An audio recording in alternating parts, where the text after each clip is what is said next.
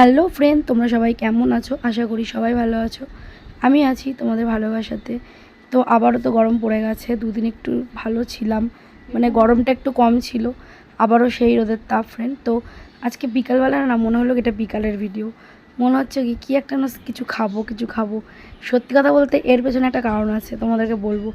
এই food blogging দাদাগুলোর এত recipe খাবার দেখে দেখে না আমার সত্যি খুব খেতে ইচ্ছা করছিল। তো হাতের সামনে বিরিয়ানি তো পাবো না, আর কিছু পাবো না।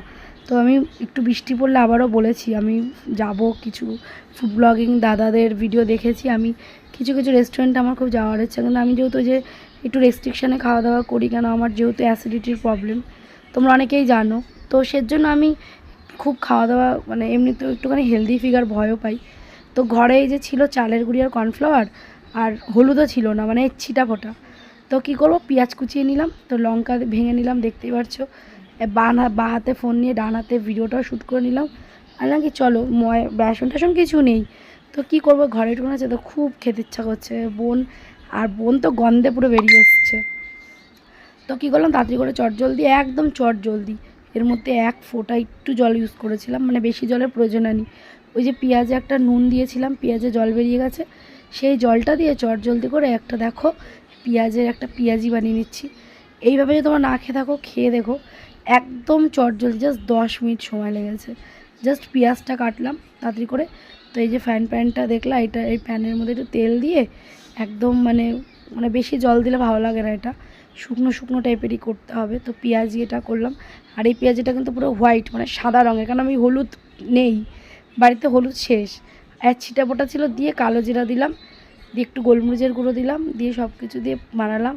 আর খেতে যা দারুণ হয়েছিল বন্ধুরা, তোমাদের কি বলবো কেন দারুণ হয়েছিল জানো তো? চটজলদি করেছি, আর তেমন কোনো মানে প্ল্যানিংই ছিল না, ঘরে যা ছিল সামনে তাই দিয়ে করলাম। আমি ভিডিওটাও শ্যুট করলাম, যে তোমাদের সাথে তো মোটামুটি সব ভিডিও আমি খাওয়া দাওয়া শ্যুট করি। আর আমি সত্যি বলছি, আমি না উটপাটাং রান্না করতে ভালোবাসি, মানে রান্না করাটা আমার খুব ফ্যাশনেবল লাগে। আর রান্না করাটাকে আমি মনে করি সত্যি এটা একটা আর্ট, এটা একটা সাধনা। রান্না টেস্টটা সবার হাতে সব রকম আসে না। বাই দ্য ওয়ে, এখন যেহেতু রান্না সবাই শিখে গেছে, কেন এখন সোশ্যাল মিডিয়ামের মাধ্যমে মানুষ কিন্তু আর পিছিয়ে নেই আগে যেটা ছিল।